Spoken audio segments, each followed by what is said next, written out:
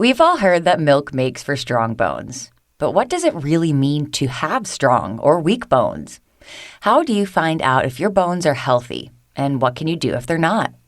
Today we'll find out with Angeline Williams, the head of the Own the Bone program at the Centers for Advanced Orthopedics, Orthopedic Associates of Central Maryland Division, in practice for over 50 years. Hello, I'm Caitlin White, and I've got a bone to fix with you.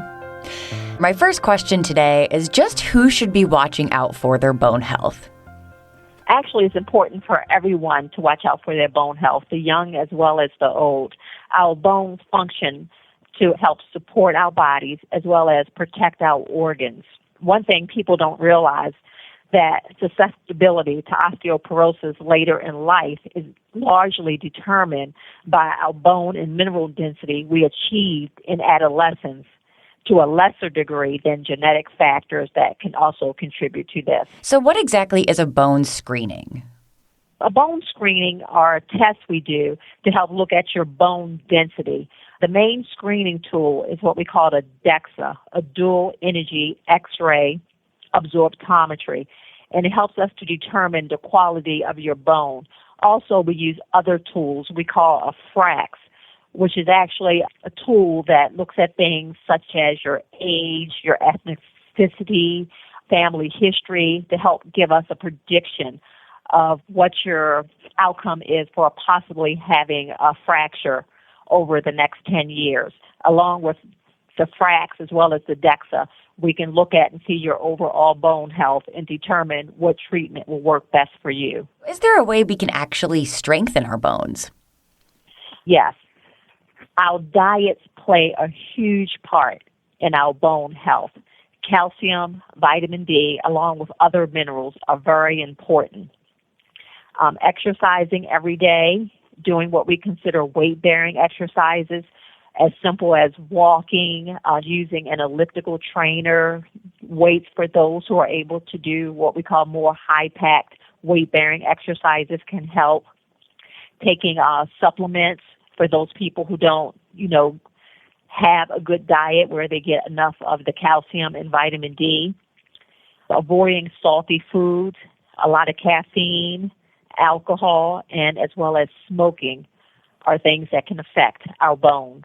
And what makes a bone break down and become weak? Again, your diet can play a huge part. Sometimes there are medications that people take, such as people who are on long-term corticosteroids can have a ill effect on your bones. Not doing those exercises to help strengthen our bones, because our bodies, when it comes to calcium and vitamin D, if our bodies are not getting it from our diet, unfortunately, they can start breaking down the bone in order to achieve that, because our bodies go through a process called bone resorption and bone formation. And unfortunately, what happens, the bone resorption process overtakes the bone formation, and that can greatly affect our bone health. And wrapping up here, tell us a bit about the Own the Bone program. What is that? The Own the Bone program was developed and launched by the American Orthopedic Association. Its goal was to educate those with osteoporosis, low bone density, and other bone disease about the steps that can be taken to improve the overall bone health and to reduce the likeliness of having a first-time or repeated fragility fracture. A lot of times the orthopedic surgeon is the first person who comes in contact with these patients because they're treating the fractures and they're taking care of the bones. And a lot of times what happens is once we fix the fracture, the patient is pretty much, left to go back to their primary care provider or other providers to handle this. When the American Orthopedic Association decided we should actually own this part of patients' health, since we are the first ones who come in contact with this.